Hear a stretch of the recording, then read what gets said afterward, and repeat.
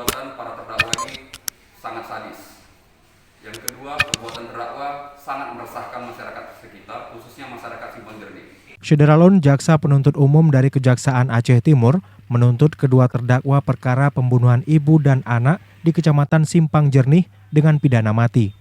Kedua terdakwa yang dituntut dengan pidana mati yaitu Rabusah dan M. Rizal Sitorus. Jaksa Penuntut Umum yang membacakan tuntutan ini yaitu Hari Arfan dan M. Iqbal Zahwan yang berlangsung di Pengadilan Negeri Idi Selasa 27 Juli. Sidang dipimpin oleh Ketua Majelis Hakim Khalid dengan dua hakim anggota Ike Arikesuma dan Reza Bastira Siregar. Terdakwa Rabusah adalah otak pelaku dalam pembunuhan berencana terhadap ibu dan anak ini. Dia didakwa melanggar pasal 340 KUHP, JO pasal 55 ayat 1 KUHP.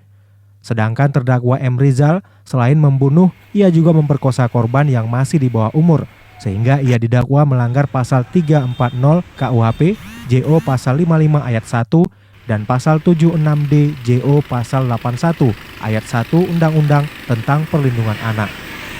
Kajari Aceh Timur Semeru melalui Kasipidum Ivan Najar Alafi mengatakan hal-hal yang memberangkatkan kedua tersangka yaitu perbuatan yang dilakukan kedua terdakwa sangat sadis. Bahkan terdakwa M. Rizal memperkosa korbannya yang masih di bawah umur. Sangat sadis. Yang kedua, perbuatan terdakwa sangat meresahkan masyarakat sekitar, khususnya masyarakat Simpang Jernih. Dan terdakwa ini bukan hanya sekali ini saja baru melakukan pidana, namun mereka sedang menjalani masa pembinaan dalam perkara lain dengan agenda tuntutan. Dan masing-masing terdakwa telah dibacakan tuntutannya dengan pidana mati terhadap kedua terdakwa tersebut. Bahwa persidangan telah selesai dibacakan. Dari Aceh Timur, Seni Henry, Serambi On TV.